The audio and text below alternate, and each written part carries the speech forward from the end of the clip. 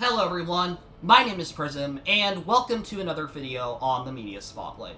Today guys, I am here for another movie review, this time tackling the first superhero blockbuster of the big year 2026. 2026 is going to have four major comic book films: Supergirl, Spider-Man Brand New Day, Clayface, and Doomsday, or rather Avengers Doomsday.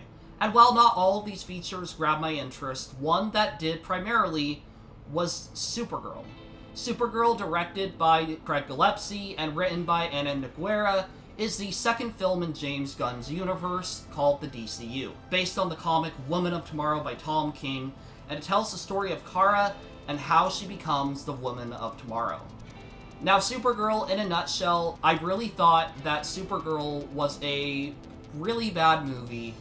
It had a lot of the writing mistakes that would be noticed in other films, and the entire message of what it's going for, I felt, was delivered poorly and in the most cliche way possible, if even delivered at all.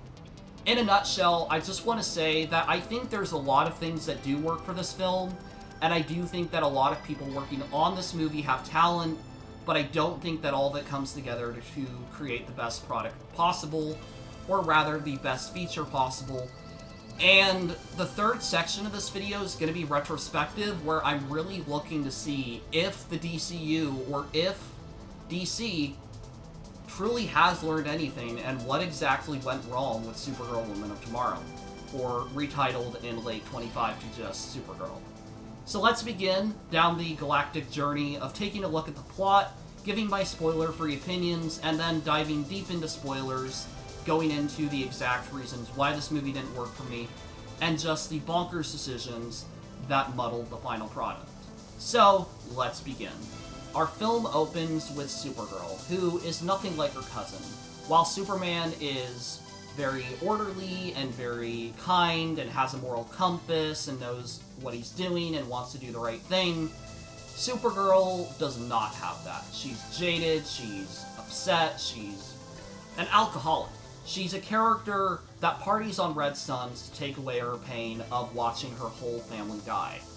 And one night, a girl by the name of Ruthye comes in telling the bar, or asking really, if anyone is willing to help her take revenge.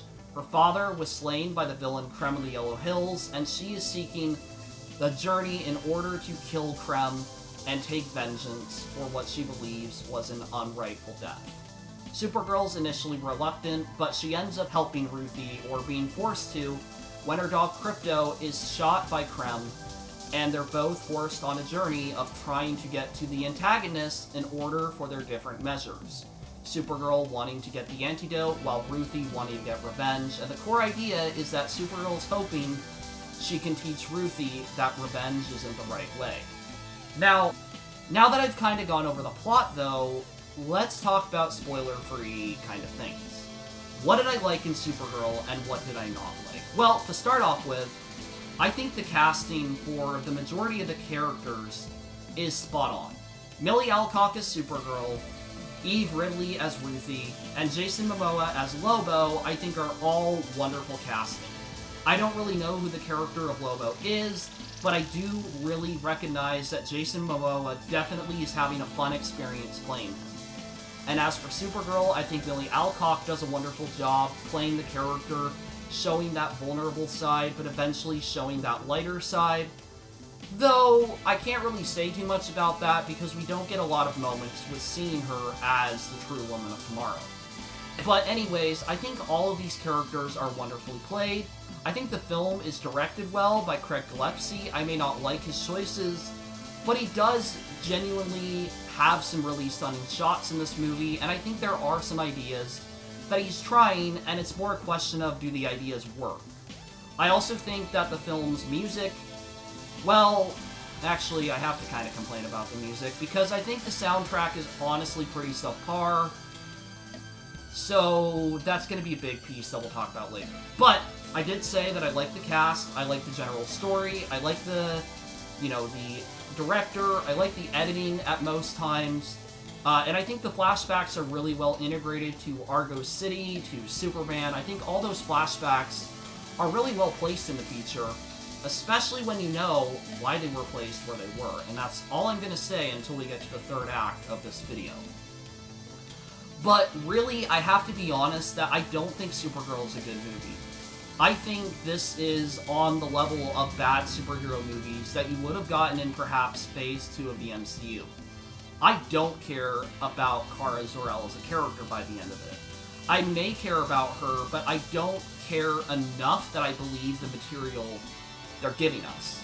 The whole story is about Ruthye learning to not take revenge, and really, I don't believe the events that happen. Like, I believe everything up until, you know, her family getting murdered and her wanting to go on revenge. But I don't think I believe Ruthye as a character, and I don't even like Ruthye as a character later on. She's just kind of annoying. I also have to say that isn't a fault of the actress. I think that's a fault of the writing that misinterpreted her as a character instead of being this traumatized, like, girl that's dealing with this grief. She's just another sidekick that you'd see in any movie. And she isn't really a helpful sidekick. But I do also think there's other things that don't work for the script.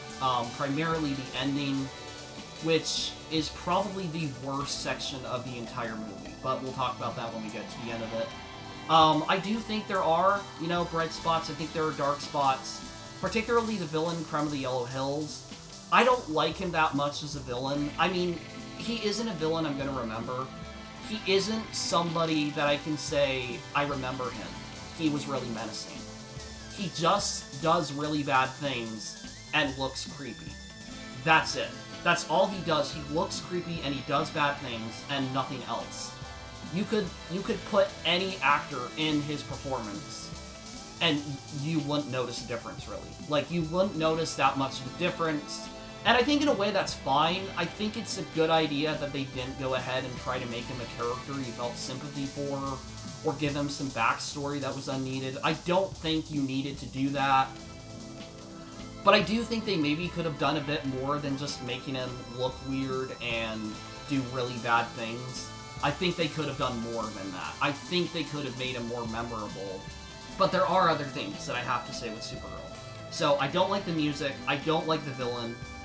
I don't even like the direction. Like I said, it had some good direction, and it does. There are a couple shots when Supergirl is flying that I like, but the film looks ugly. Like, this is based off Woman of Tomorrow, and I didn't even love the comic. It wasn't my thing, but I can say this. The comic's way prettier, and that's not even a competition. This is so pitifully ugly. What were they thinking?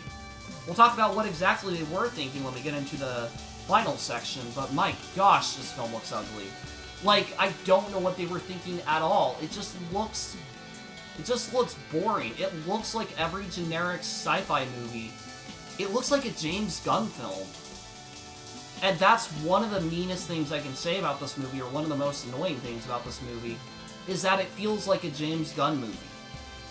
And this isn't supposed to be a James Gunn movie. This is a Craig Gillespie movie, and it feels like a James Gunn movie. When it comes to spoilers for Supergirl, the 2026 film, it comes down to this. The entire story is built around the idea of Kara going on this journey to help Ruthye not take revenge and to save her dog. Now, two primary things.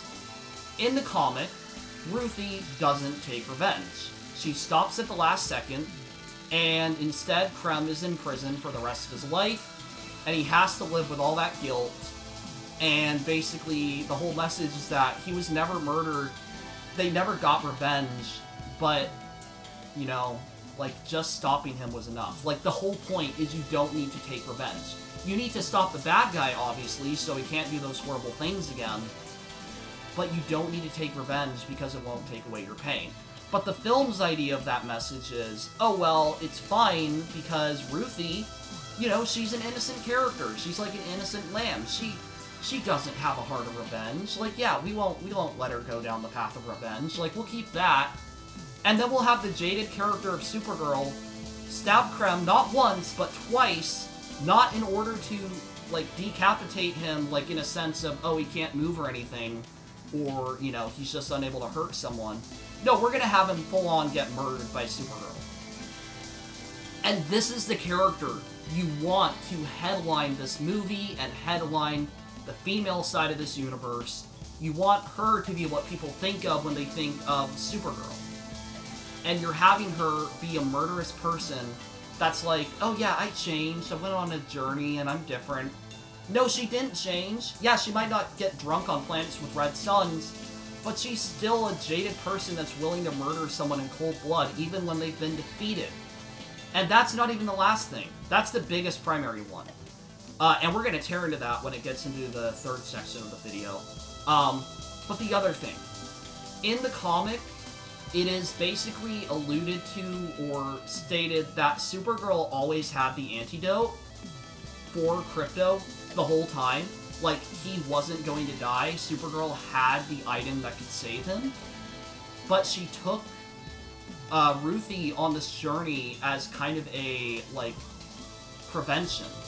Like, she basically made up that she needed to go on this journey in order that Ruthye would not go down the same path as her. And so it's a really powerful story of just, like, putting yourself aside in order to help someone else, and her just really trying to help Ruthye not take revenge, because that's what Kara's wanted, and that's what Kara's felt, and it's just not helped her at all. I also think another part of that is, like, that you have Lobo in this movie, and I think Lobo could have been your cop-out, where it's like, oh, he murders Crown. Like, I think that would have been fine. Would have been a great message, but I think it would have been a fun moment for comic fans, and I think it would have been a way for them to get rid of the villain if they didn't want to put him in a prison. Like, if they just had to get rid of him at any cost, fine. Give it to the guy that's technically a villain. Don't jade or don't ruin your character that we're supposed to root for, and that is supposed to be the woman of tomorrow, because she isn't a character that's likable. She is likable because Milly Alcock gives her a good performance, but she isn't likable because she doesn't have the traits of what make a hero. She doesn't, like, she takes revenge, which isn't a killer for writing. There's plenty of revenge stories. But my biggest point is that the whole comic's point was revenge is not going to take your pain away. And the film said, we're going to do that message, but we're just going to put it on Ruthye, and Supergirl can take revenge because she's already a broken person. And another thing with Lobo, like I said, I don't think he's needed in this film. I don't think you care about him at all. I mean, you do if you're a fan, but if you're not, you're just like, who's this gross weirdo? I don't like it when they put characters that I just don't care about in films. Like, put him in a different franchise. Like, come on, I don't care. He's not needed in this. I don't know what they're doing. But whatever, Jason Momoa had a fun time playing him, so I guess he's here. But that wouldn't have been my decision if I was writing the script, I'll just say that much.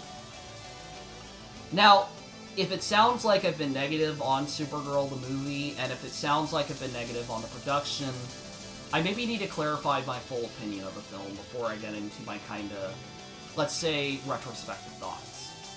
I don't hate Supergirl as a movie. I don't hate Kara Zor-El as a character, and I don't hate some of the ambitious ideas. Actually, there weren't any ambitious ideas, so maybe I hate that there weren't any. But I don't genuinely hate this movie. I think I did when I first came out of the theater, because I felt bad for all the people I went with that I thought would have a good time with this. And I was angry that the story I wanted was completely butchered and massacred into the most generic piece of junk that you could find on any streaming service. I truly feel like Supergirl is getting the box office it sort of deserves, but at the same time, I don't think it's truly worth it bombing and making no money. And I really hope that if it does fail, which it looks like it's going to, it isn't a point of we need to quit and never do any DC projects with Supergirl. I hope it's a reflection point where James Gunn can say, maybe we did this wrong, and we gotta make things better.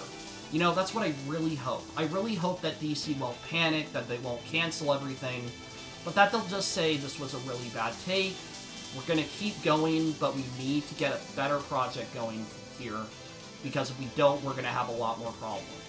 That's what happened with the DCEU. I think if one film had been bad, people would have written it off, but when all the films were bad, everyone started to think it was a piece of junk. And I don't want that to happen to the DCU. But maybe we'll talk about why that's more than one person's fault for Supergirl. Anyways, to give my final thoughts on the movie, I genuinely really enjoyed the film in some aspects. I liked the action, I didn't mind the soundtrack too much, I didn't mind the song choices, except for when they played the middle during a slow-motion action sequence in the third act. Which, oh my gosh, that is one of the worst editing choices, needle drops, I have ever heard in my life. That was so terrible. I cannot fathom how they thought this was a good idea. And I want to make one more point. We're going to get into retrospective. But Craig Gillespie basically went out and said James Gunn picked that track after like 45 songs. That is the most stupid track to ever pick. And I truly hope he realizes how dumb that was. I don't want to be mean, but my goodness, like, you're the head of DC, you're trying to help the films be a success, and you put in a song that feels so totally inappropriate, I full-on laughed and chuckled in the theater because it was just so bad. That's the whose film even was Supergirl?